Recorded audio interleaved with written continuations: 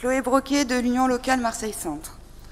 Le capitalisme, dans sa course au profit, divise les travailleuses et travailleurs pour assurer sa domination politique et idéologique.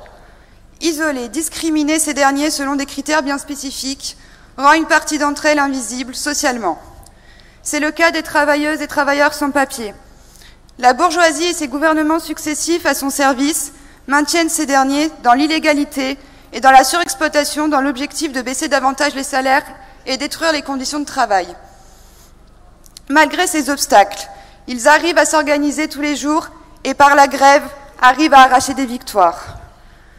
La lutte pour le droit des sans-papiers, défendre le droit aux personnes sans papier, c'est nous défendre toutes et tous.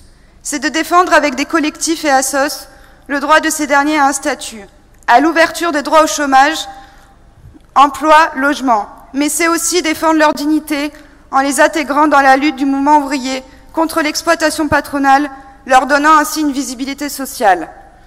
C'est leur permettre de s'organiser dans des comités au sein des structures syndicales et unions locales. La lutte pour les sans-papiers passe également par la lutte contre l'extrême droite, dans la rue et sur les lieux de travail.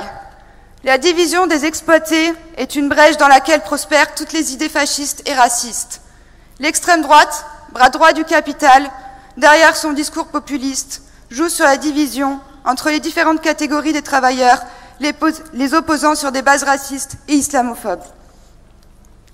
Une autre catégorie de la population se trouve être également dans l'invisibilité. Ce sont les femmes.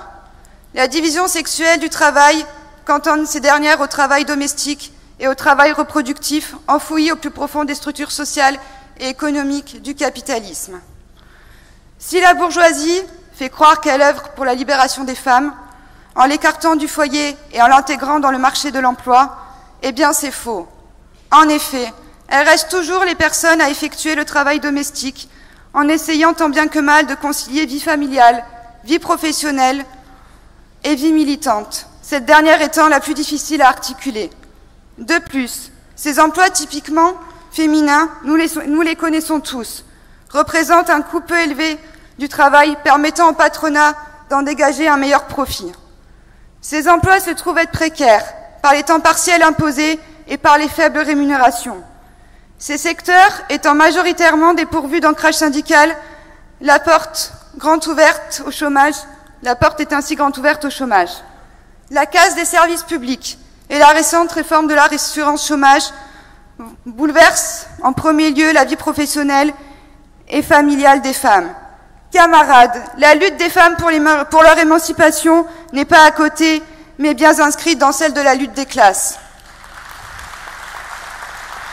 Luttons contre le temps partiel imposé.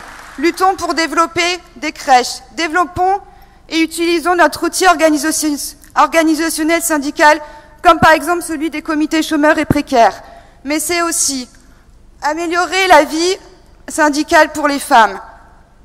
Allons dans la continuité du projet de proposition du congrès de la CGT 13, qui propose de lever les freins pour permettre aux femmes de militer.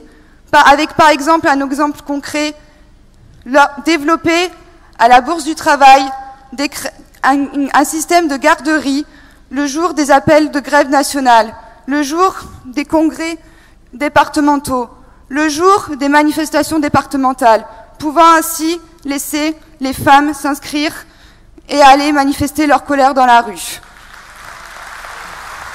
Les